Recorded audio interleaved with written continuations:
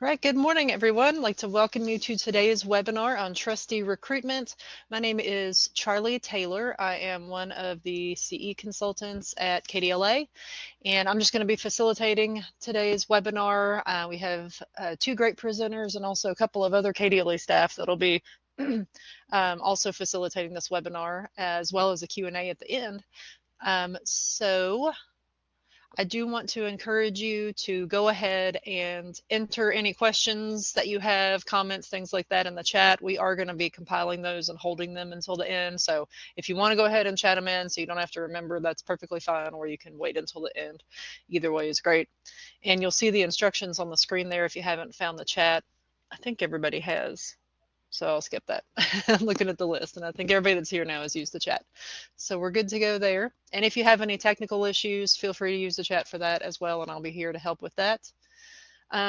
We do have some slides for today's webinar, and they are still available back in the Blackboard Learn window. Under the PDFs and slides section, there's also a link to the trustee portion of our website, the KDLA website. And this session is being recorded, and it will be available within a week, hopefully sooner than that, in our online learning portal, as well as on our archived webinars page. And let me grab this link. Captioning is available for this webinar, either live captions, or you can choose to see them using the link that I just put in the chat to stream text, and that opens the captions in a separate tab in your browser. And it's just a little bit easier to use. Sometimes you can manipulate the font size and everything. So let me stop, and I'll stop sharing the slides, and I'm going to turn it over to, I believe, Melissa, you're going to introduce our speakers for today. All right, I'll mute you, and here we go. All right. Hi, everybody. I'm Melissa Rueda. I am the regional consultant for KDLA's Central Region. I'm really glad to have you all here for today's webinar on trustee recruitment. Our presenters today are Heather Diefenbach and Manon Rutledge. They are the directors of the Lexington Public Library and the Callaway County Public Library in Murray, respectively. We are excited to have you here, and as Charlie said, our presentation is being recorded and will be available later. Our outline for today, we're going to hear first from Heather and then go to Manon, and then we will open it up for questions and answers from our attendees. So I will go ahead and mute myself and turn it over to Heather. Thank you. Thank you, Melissa. Good morning, everyone. I think I know most of you, and most of you guys know me, but just a little bit about my background.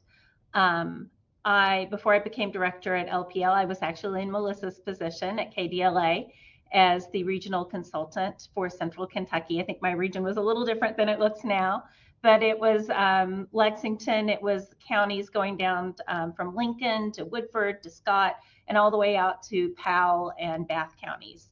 So I've had the pleasure of working with a lot of board members, not only in Lexington, but also around Central Kentucky in lots of different kinds of libraries. I think it's important to know how Lexington is structured before I talk about how we go about getting board members. We are a little different from most of the libraries around the state in that we are not a taxing district, and we are also not a city department like Louisville. We are kind of our own thing. We have a statute that guarantees that we get 5 to 15 cents of every $100 of property taxes from the county, and we always get 5 cents, never more. But that really kind of affects how we operate and how we look for trustees. We have 7 trustees and 10 advisory board members. We actually have about 4 boards that we work with here in Lexington. We have our board of trustees, our board of advisors, our foundation board, and our Friends of the Library board. The board of trustees and the advisory board meet together and work together. It's really hard if you come to one of our board meetings to tell who is a trustee and who's an advisory board member, because everyone participates in discussion, but only trustees can vote. Our trustees and advisory board members are appointed by the mayor and approved by the city council. So it's really important for us to maintain a good relationship with the city council and the mayor, and we work very hard on that. Just now, we have had a new city council voted in with a lot of new members.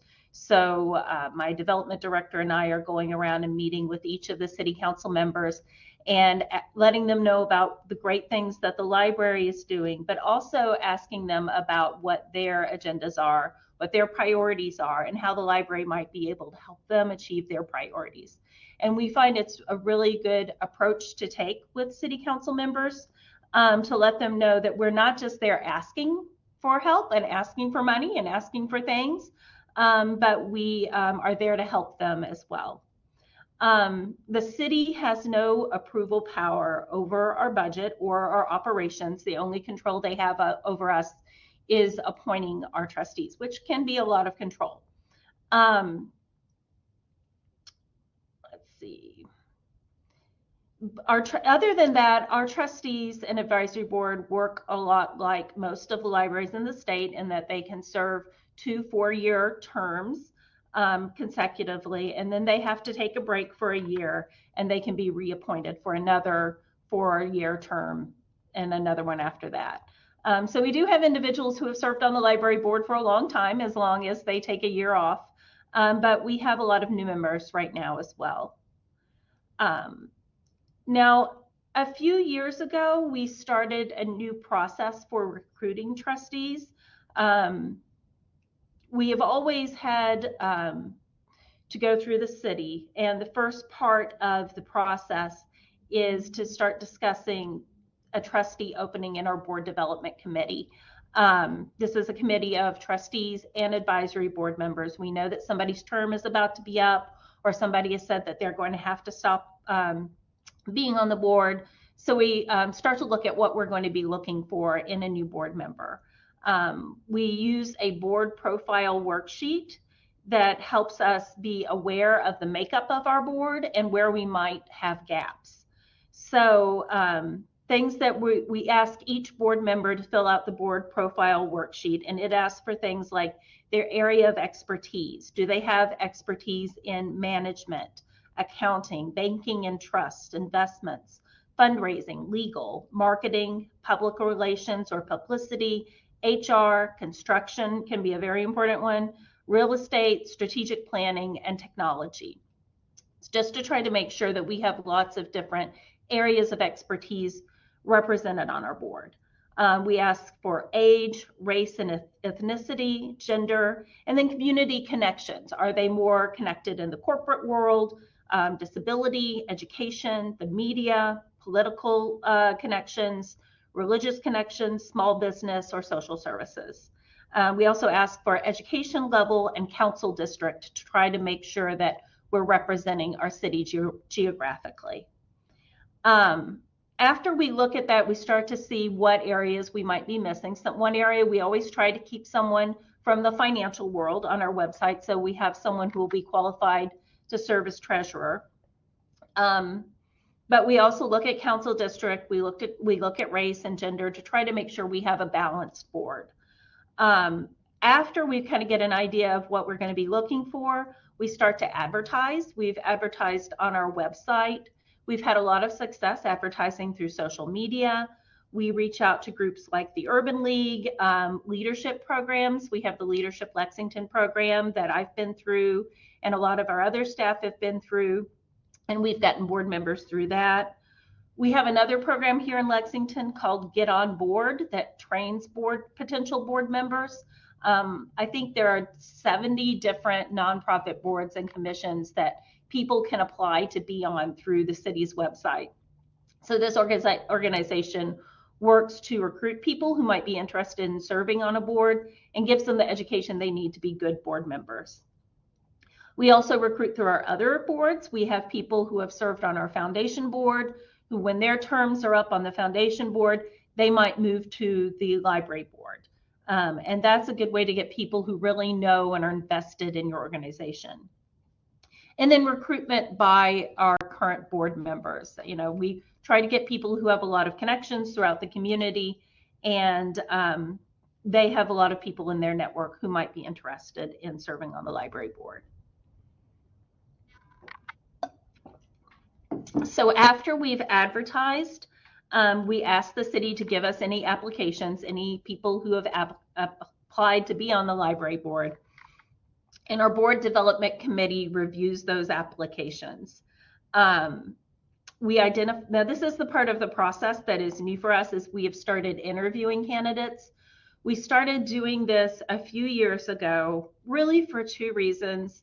One is because of a lot of the intellectual freedom challenges that we've seen out in the world. We wanted to make sure that people who were serving on the library board understood the mission of the public library and our role in protecting intellectual freedom. So we will specifically ask them about that in the interview to make sure that they would be prepared to support the library in defending intellectual freedom. We also started doing that after we had a board member who never showed up. This is a person that I personally recruited. I had been through Leadership Lexington with this person and asked them if they would be interested in serving on the board. They went through the application process and were appointed, and then they never showed up to a board meeting. So we decided to start doing that. By doing interviews, we would see that they at least were going to show up for the interview. They were invested enough that they would go through that process to be on the board. And that's worked out really well. We've made some tweaks to it. When we first did, we've done it a few times now. When we first started, we interviewed more candidates than we had slots. We did have some positions that opened up later, so we were able to go back to the people who didn't make it through the first round and ask them to be on the board a few months later. But our board chair said that she wasn't really comfortable telling people no, or if they had been a good candidate. So we have started just interviewing the candidates we really think we're going to want, and only the number of slots that we have open, with the idea is only if a candidate was absolutely inappropriate or unacceptable would we tell them no and then move on to another candidate. And unfortunately, we have not had to do that. We've had great candidates every time we've done it. So after we do the interviews, we usually have myself and the board development committee chair and then one other committee member do the interviews. We'll come back to the committee and let them know who we recommend for recommendation to the city for appointment. And the committee will approve them. They'll take it to the full board, and then we'll send one name for each slot to the city. That's another way that we're different. We don't do two names, we do one name. And then after the council meeting, we are notified whether or not our candidate has been approved. And I'd say more than 9 times out of 10, the city approves the candidate that our board has sent to them. It's been extremely rare that they have put forward another candidate for us. Things that I look for in good board members, first, like I said, to support the mission of the library. We really need people who understand what we're doing here and are able to support us out in the community. You know, I tell my board members that's part of their role, is to talk to their connections out in the community, just in the grocery line or at their kids' soccer game, about the great work that the library is doing to help spread that message out in the community. It's important that board members understand the role of the board and the staff. So we try to make sure that they understand coming in that it's not their role to run the library or to guide the operations of the library. They really have 3 jobs. That's to set the budget, to approve policy, and to employ me. And then I'm responsible for everything else. We try to get people who have connections in the community. We always, try to get diversity on our board, but we also try to get people who have the ear of people in power.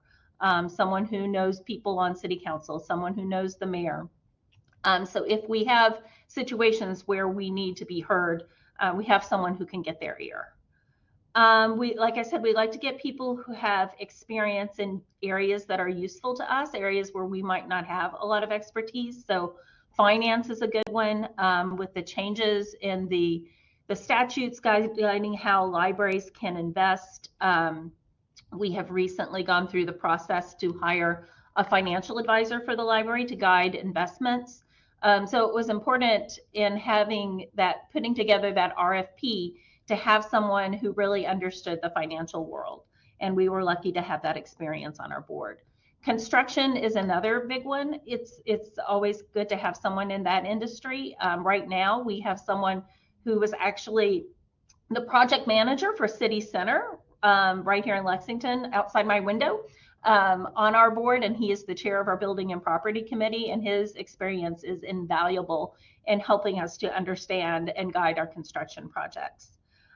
We always have lawyers on our board. I think law firms are always encouraging their attorneys to go out and get that experience and that community service. So we usually don't have a problem attracting attorneys. And management, I find, is also very good, especially if you get in situations where staff might be disagreeing with the director. Someone who has been in a management position before is always good experience to have, so that they maybe understand the things that you're doing and that you're going through.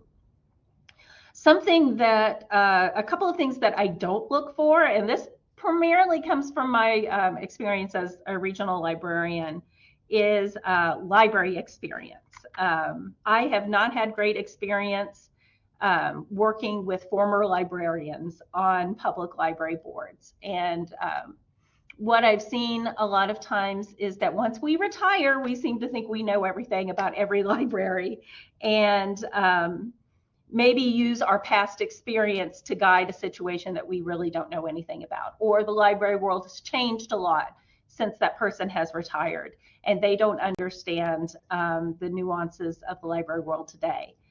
So I try to stay away from having former librarians on my board. And when that happens, when someone applies, I just tell my board, you know, we already have that experience on staff.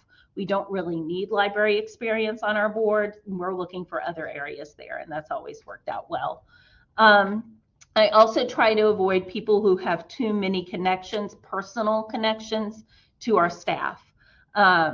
I know that's something that some of you guys have struggled with, especially in smaller communities, but sometimes it makes it hard for you as the director to do your job and to make those hard decisions if someone on your board is a close friend with somebody on your staff. Some qualities of a good board in general: I like a board that is respectful of diverse points of view. You know, your board is going to represent your community, and if your community is made up of diverse individuals, and you're going to have people who disagree with each other on your board, and they can work together as long as they respect each other's points of view. And trust is also very important for board members. We work a lot through committees in Lexington, so that our board meetings tend to be pretty short, because most of the work and the discussion has taken place in committee. So the board has to trust the people on that committee to have done the work and ask the questions, so that when it gets to the board meeting, the full board meeting, it's ready for approval. So that, I think, is one of the most important things: trust in each other, and trust in the staff, and trust in the director. And that's really all I have. I think Mignon is up next, and I'll be happy to take any questions either now or at the end, whenever they're ready to do it.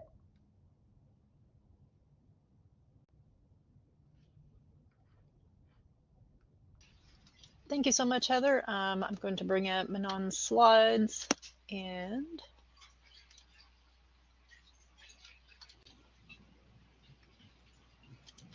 here we go. You can take it away. Good morning, everyone. I am Manon Rutledge from the Callaway County Public Library. Before becoming the director at the library, I was circulation manager. I started working at the library when I was 14, so just a few years I've been there. And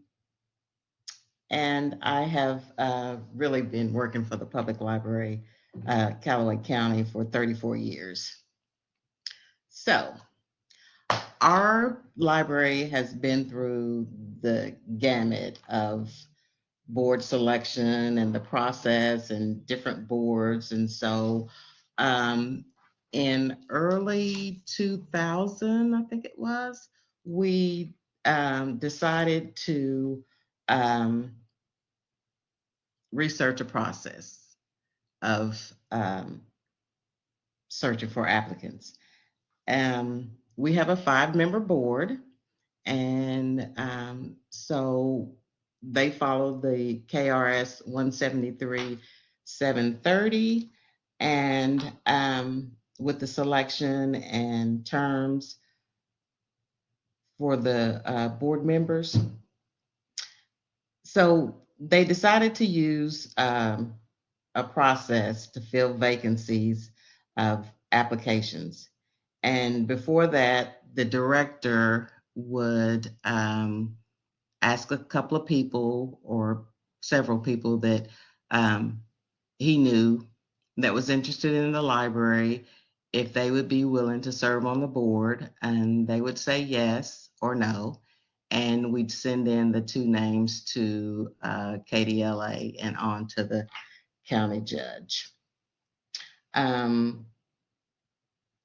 That process, it didn't work out for us on several occasions. So the board made the decision to use the application process. And so they put together an application, and some of the things that we ask on the application are, let me get there, sorry.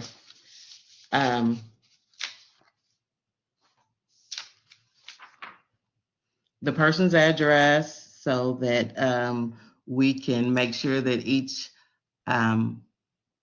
area in the county and the city are represented. We ask them if they're current library users, their educational background, their work professional history. And one of the things I really like to hear is, why are they interested in serving on the library board? We do have and have had people to come on the board that had different agendas before we had this process. And we asked them what are their goals and directions for the library, and what do they feel is important for the board, the direction and goals. And what do you see in the library's role in the community, current or past services and activities and accomplishments. And then there's a place for them to comment if they have other things to say. Then on the application, there's the trustees' duties and responsibilities listed.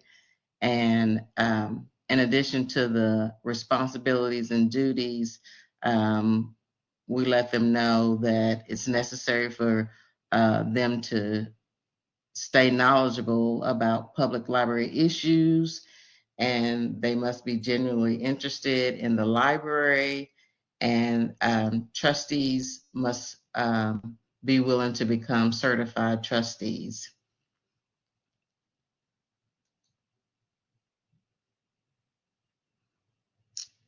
And like I said, we list the duties and responsibilities on the actual application.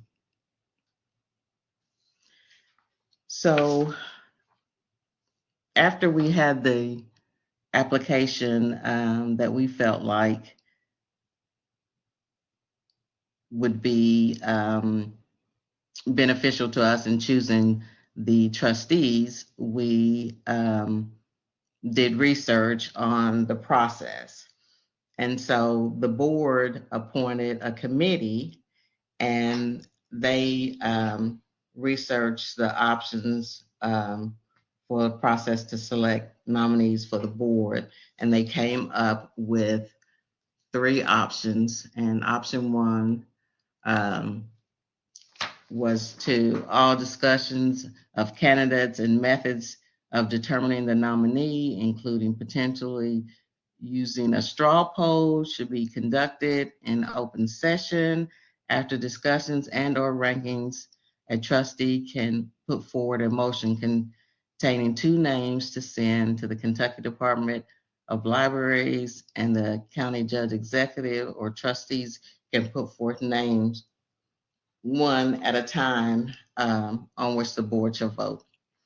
And the advantage to this, they came up with all actions are conducted in the public eye, and this is proactively guards against any potential challenge, such as those in other states. And the disadvantages, it could prevent frank discussion of a qualified applicant, and it could have unintended consequences of encouraging more than one discussion among the trustees. Option 2, the trustees may go into a closed session in which only the trustees participate to discuss applicants and conduct a straw poll to determine the 2 nominees. Once in open session, a trustee can put forward the motion containing 2 names to send to the Kentucky Department of Libraries, and to the county judge executive can put forth names one at a time on which the board shall vote.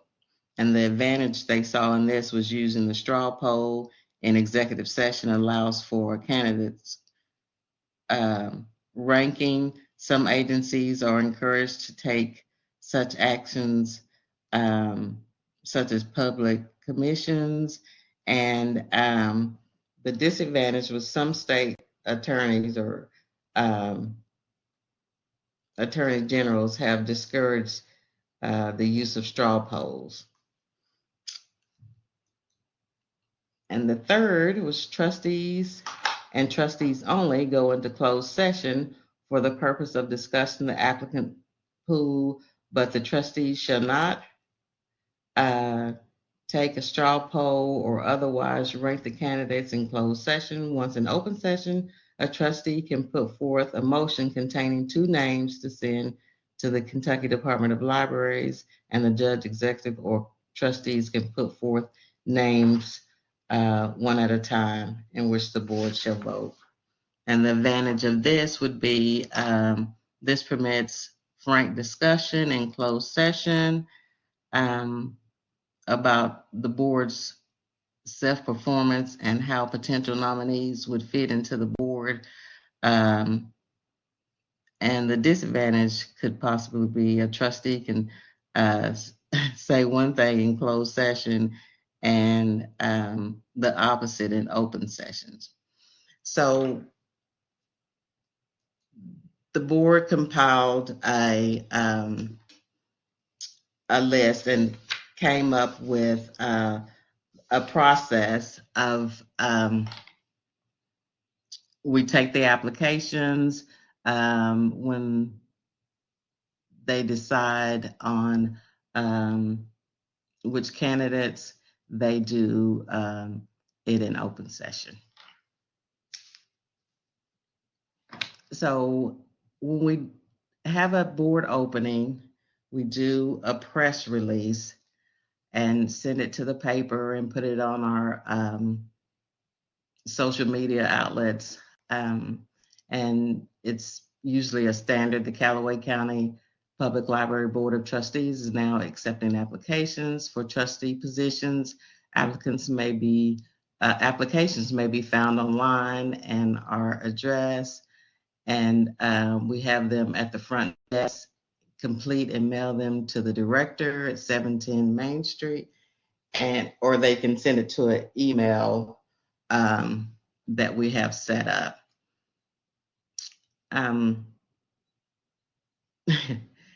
This is really good in one way because we do at some point we've had 16 to 25 applicants send in applications, but it's the weeding through process that we have to go through because we've had high school students to put in applications. We've had people from other counties to put in applications to serve on our board. Actually, we've had people from other countries to put in applications to serve on our board. So the weeding process really helps when the board goes through the applications. So the board, we send the applications, we collect the applications, we send them to the board members, and they weed out the people who don't live in our county in other countries, the high school students. And then in an open board meeting, they go through and they have a list of the candidates that they think would be good to fill those positions or one or two positions. And we have a ranking process. And so each member goes through and they rank the applicants 1 through 7, 1 through 20, whatever the case may be, with 1 being the least qualified applicant. And each trustee will do that in an open session.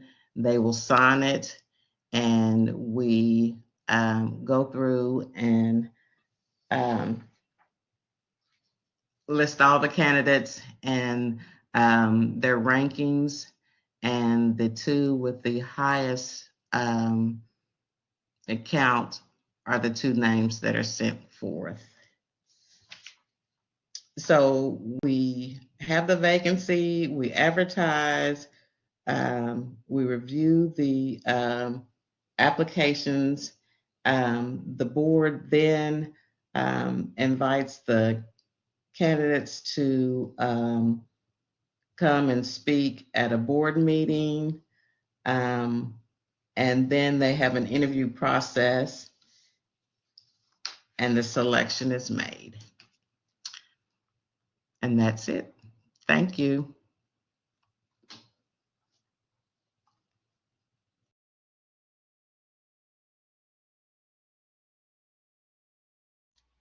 It would help if I unmute. Thank you very much for the information that you provided. This is really helpful.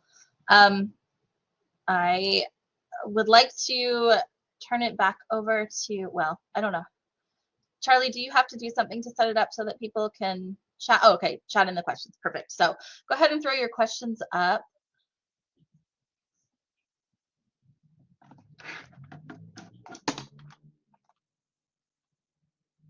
If you've got any. I had a question for Heather. Do your applications go to the city rather than the library? So when people submit their applications, you said something about getting them from the city? Yeah, they go in through the city has a portal through which people can apply for any of the boards and commissions here in Lexington. So they go in and they fill out the city's application. They can click on which boards they're interested in, and then there is a comment field where they can write what they're most interested in or why they're interested in serving on a board. So one thing we look at when we go through those applications is we try to get people who have said something in the comments about the library and not just gone through and clicked us along with 10 other organizations on the form. So yeah, they apply through the city, and then we call the city and ask them to send applications from anyone who has applied to be on the library board.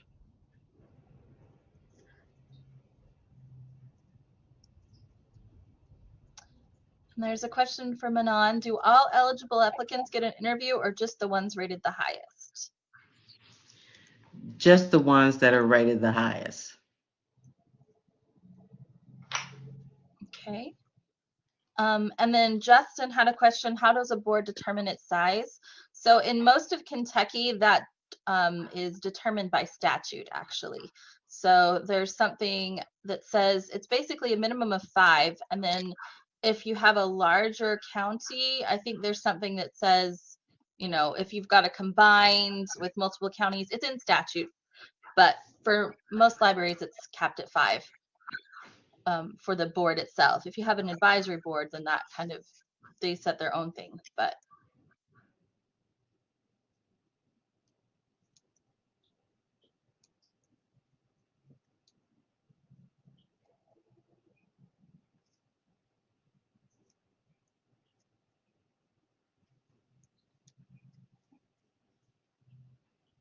Do we have other questions?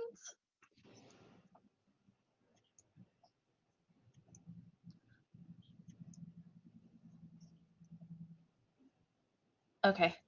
Yeah, I think that would be probably a question to check with your attorney about and see if that is something that the statute can permit. But I think most districts in Kentucky are going to be 5.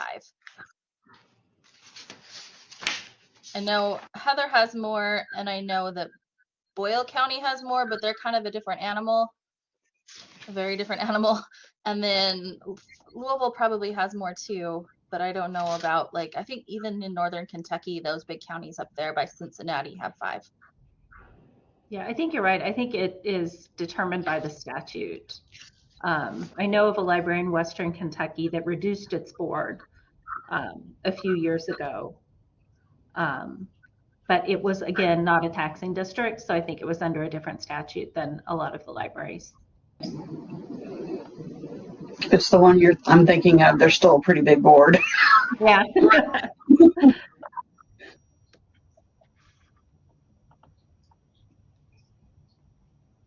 Ooh, do we know how many fiscal courts have passed the alternate trustee process?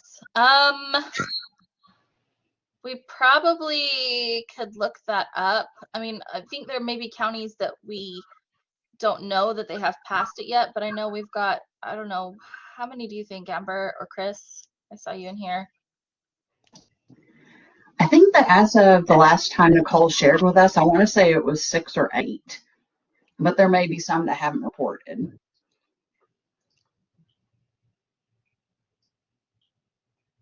Okay. Note from Chris, Louisville is very different because it's actually part of city government, so their situation is unique.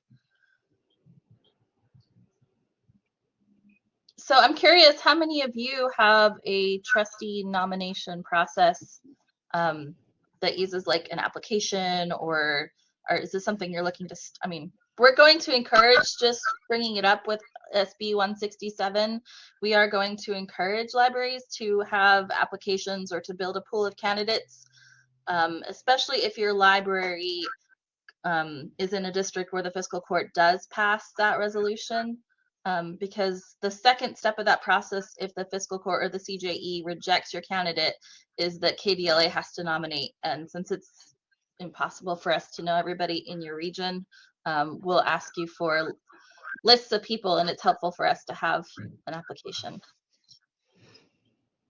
Okay, Bullitt County has an application and interview process. Actually, they have a trustee interview today and then more next week. And Logan has an application interview process started 4 to 5 years ago, and it has been a positive change. Great.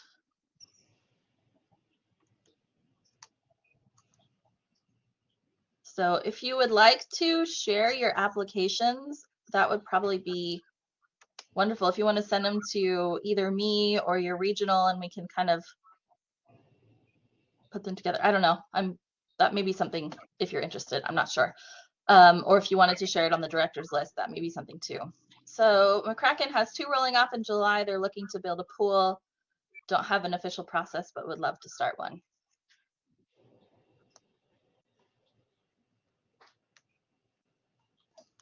There's also, Amber, I'm sorry. I'm sorry.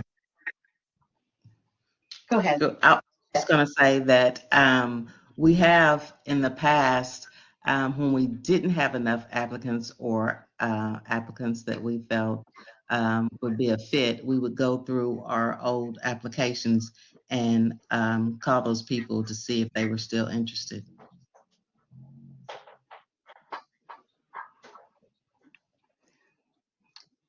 And what I was going to say is there are samples forms on KDLA's website. I know that Charlie shared the assessment form in the chat earlier, but KDLA does also offer a sample trustee application, a sample advertisement, and there's also a sample self-evaluation form for the library trustees. That all can be, helpful when going through this trustee recruitment process. And Charlie's putting those in the chat right now.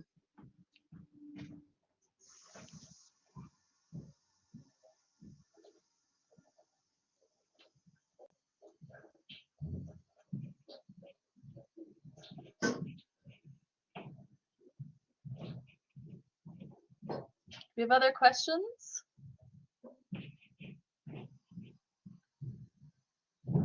I saw Nicole come in. Nicole, do you happen to know how many libraries in Kentucky so far have passed the resolution with the alternate process that we know of?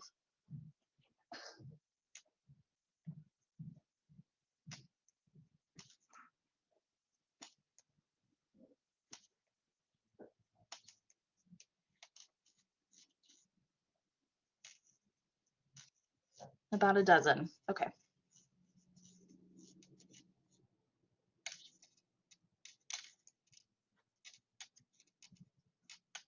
All right.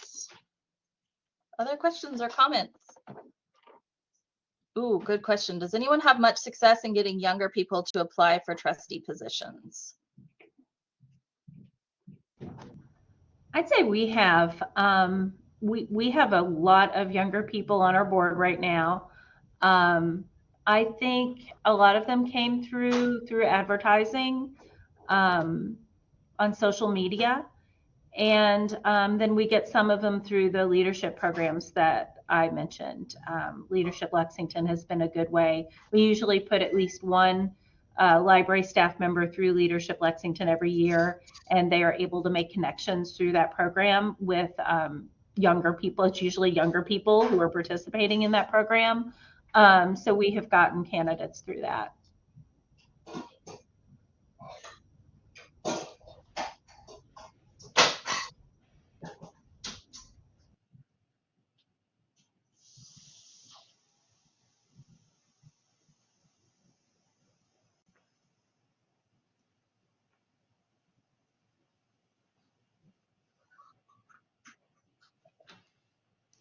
I will also add there is a helpful information that you can sometimes find. The American Library Association has a roundtable or a section for friends and boards. It's called United for Libraries. And I know that at past PLA sessions, they've had sessions about recruiting our trustees and things like that. So if you want to look for United for Libraries, let me put their link in the chat. Let's see here. United for Libraries is ala.org/united, and they have all kinds of good information about boards and things like that. So there's the link for United for Libraries. Justin adds that the United Way has been a good source as well. Lots of people come to them looking for board opportunities. So that's good to know. I think also one thing that when I was at a library, we had during our strategic planning session, we hooked up with, again, some of the leadership groups and invited them to come to the library for a strategic planning kind of workshop and say, what kinds of things do you need for the library? And that was a good way to get a lot of those people in. We sought them through city council and some of those other kinds of business organizations that they were involved in. So just kind of maybe going out to some of those groups and inviting them to apply, seeing if you can speak at a meeting or something and advertising your openings that way may be something that would be helpful.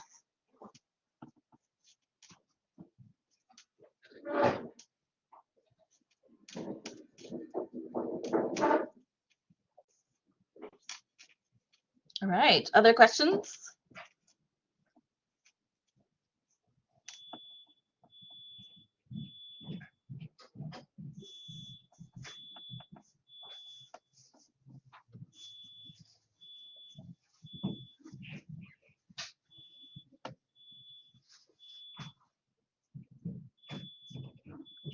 All right. Well, if not, then I think we may turn it over to Charlie for a wrap up, unless anybody has any last minute speak now or forever hold your peace kind of thing.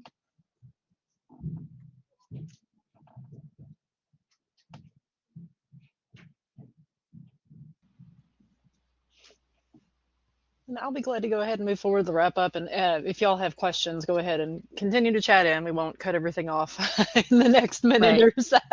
We can come right back. But let me just get through this stuff here at the end. We thank the Institute of Museum and Library Services for their sponsorship of this webinar and lots of services at KDLA. And if you have questions about training, anything we can help with in that regard at KDLA, you can contact us there at the certification email. And also this webinar was recorded and it'll be available in our online learning portal definitely within the next week. A couple of other final things. If you don't mind, before you leave, go ahead and click on that survey link that I just popped in the chat and take that quick 4-question survey. It's very important to us in our continued federal funding. And the PDF of the slides, as well as the links that were in the chat today, are still available right now in the Blackboard Learn window. So you'll be able to access those for a little bit longer. They will not be available once the webinar is officially closed. So if you want those, you can download them. And if you attended live today, you'll be getting a certificate of attendance that will be available in your learner dashboard in the portal within 1 week. And I'm going to go ahead and get that off of there. And that is all I have. Not seeing any other questions. I would like to thank Manon and Heather for sure for taking the time today for this, as well as Melissa and Amber for putting this all together. Yes, definitely. Thank you, presenters, and thank you all of you for coming. We appreciate your being here and your questions and your comments. Thank you. Thanks everybody for attending. And when you're ready to leave, you can just close out this browser tab, this browser window.